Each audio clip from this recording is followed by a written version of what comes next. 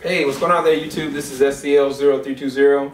I'm back for actually another open discussion. I didn't complete what the challenge that I was supposed to be completing, unfortunately, which I'll go into that more in another video. And I have somebody that I'm going to select probably by tomorrow. But yeah, anybody that did the number 2, you're entered in to win the contest. What I wanted to talk about was some interesting things I haven't brought up. These are all surrounding the new comic book movies that'll be coming out this year and the year after that. For one, that I wanted to bring up is the fact that, oh my gosh, Tom Hardy is no longer be Rick Flag. So they had said that for whatever reason, I guess timing or scheduling, as far as between different movies, Tom Hardy could not occupy the space, even though he really wanted to do it. And so they were thinking that the runner-up was going to be Jake Gyllenhaal. Was Jake Gyllenhaal going to be up to the task? No. He decided to bow out as well, which sucks. I think even I just heard that Luke Evans is backed out of The Crow, which sucks too. But they're thinking about getting replacements. And so I was like, well, who will be a great person for them to replace him with? They were talking around the idea of maybe Brad Pitt or Shane from The Walking Dead. Now, I forgot the guy's name. He's an amazing actor. He's played in a lot of stuff. I think the last thing he played in was Fury. But I think that he would fit the mold perfect for Rick Flag. I don't know if they're actually going to do that or not, but I'm hoping that they had a replacement. It's just really sad that Tom Hardy, which I thought was going to be perfect for this, with all A-list actors, that he had to bow out. And then even Jake Gyllenhaal the second after that. It's not a really good look for Warner Brothers or even DC Universe in that matter. The next bit of thing I was going to talk about, I have to bring up a lot of different ones because I've been meaning to talk about it, I've been wanting to talk about it, but I just got a lot of stuff on my head and a lot of stuff I've been doing, is about XMen Apocalypse. So, they've officially confirmed who's going to be playing Storm, Jean Grey, and Cyclops. So the person that's playing Storm, I've never heard of her before. Her name is Alexandra Shipp. That's S-H-I-P-P.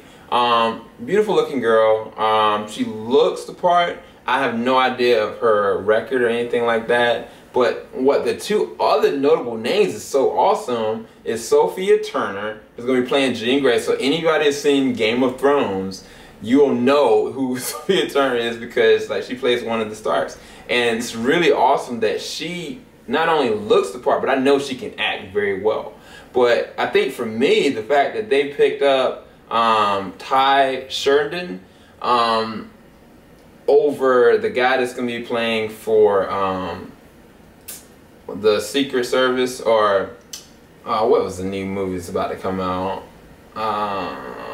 Forgot the name of the movie, but it's gonna be made by the people that made Kick-Ass. I forgot but anyway, I was thinking they were gonna cast him, but instead they casted Ty. Huh? What you say, Joe? Yeah, the Kingsmen.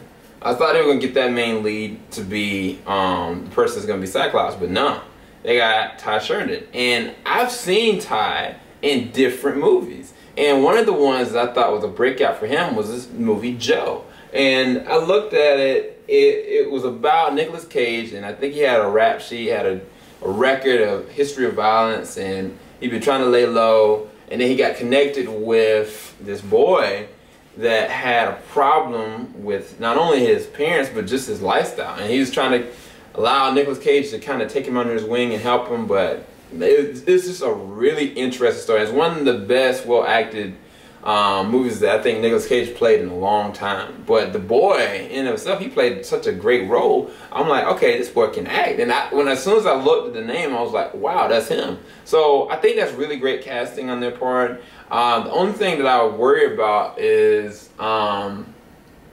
Isaac's portrayal or the look of how he's going to be as Apocalypse. I don't know if he's gonna have the same look that we're accustomed to seeing, but they've been faithful to most of the ones so far. So it'd be interesting if they're able to do that the right way. What's next? There was another superhero thing that came up just recently. Oh, it's 2. Oh my gosh. So they've just casted officially the new Supergirl. Supergirl has been casted. I think it's going to be for CBS. The person that's playing her is Melissa Benoist. I think she looks the part, but I don't know enough about her rap sheet. But I know that CBS is going to be actually adding it on. I think the only thing I've seen her on is Whiplash. And I think because of the role she played in Whiplash, I don't necessarily like her, but I think she might fit the role very well. I was actually hoping for the girl that plays Rebecca in the Vampire Diaries, and actually also the originals. I was hoping for her to be the actual person that's going to be the new Supergirl for CBS, but which is interesting because the person that is maybe going to be in the new show Titans that's going to be on TNT is actually, what is his name? What is his whole name? But he plays Jeremy on the Vampire Diaries, and it's been rumored that he's actually going to be Nightwing for either one, the Titans, and he's going to be part of the, like, you know, the Teen Titans, which is Cyborg, Raven, Sapphire, and then him. But I don't know if it's true or not, but I've seen that he is put on his Twitter like him with the shirt of the Nightwing emblem, and on top of that, I think the person that was the producer and director for the Vampire Diaries said that it's possible that him getting a new opportunity as a superhero. So I mean, there might be some truth to it, but I'm hoping for the best for the dude. But I think his name is Stephen McQueen, and it's possible that he might actually be able to get a role maybe in Batman vs Superman. That might be a way of them be able to cross-gen TV and movie, but I think that DC and Warner said they don't want to do that. But I think it'd be gold if they did something like that. Like, who knows? Like, what if like he ended up showing up on the Arrow? You know what I'm saying? Or he had his own show. But last but not least, I guess to talk about, some people don't like it, some people hate it. I've always had a perspective of one actor only, maybe that could fit the role. And I'm talking about Jon Jones. Y'all have seen me with the Green Lantern ring. I can go in the closet and put it up, put it on right now, but I'm not going to do that. But the fact is that I've always wanted Idris Elba to be Jon Jones. And they're saying that supposedly he's under contract with Marvel, so he can't just go and do two different characters like that. But I mean, that would make sense as to why I heard a long time ago that he had a lot of beef about getting back into the role of Amnel and the Thor franchise, or even the Avengers franchise, because I think he's going to be in Avengers 2. And he's going to be in the new Thor 3 Ragnarok. But I mean, if that's the case, and that's limiting him the ability to actually be in a character in the DC universe, it's crazy because this actor is making himself self-proclaimed as possibly being the new Jon Jones, which he would fit the role very well, honestly. But Tyrese Gibson is broadcasting a lot of fan art of himself as John Stewart. So if he ends up being John Stewart, the new Green Lantern, and the Green Lantern movie comes out 2020, that would be insane.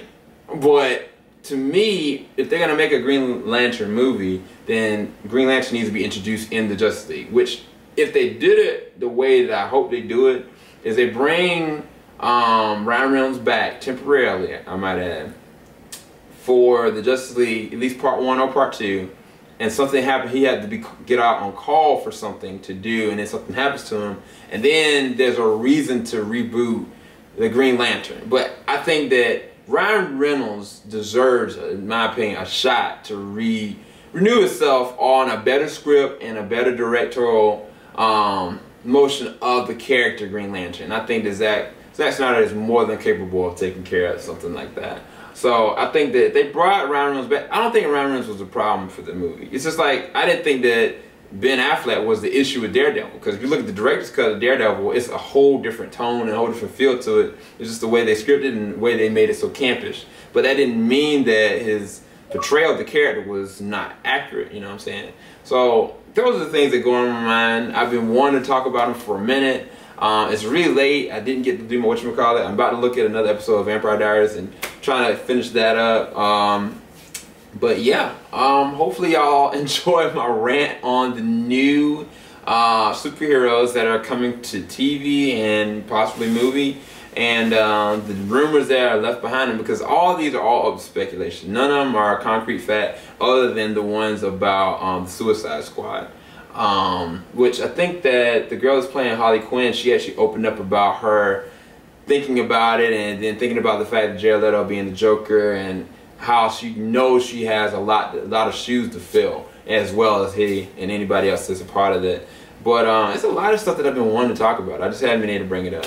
And hopefully y'all enjoyed my open discussion about this. And hope y'all have a blessed evening, blessed night. And this is SCL's 0320 signing out. Later.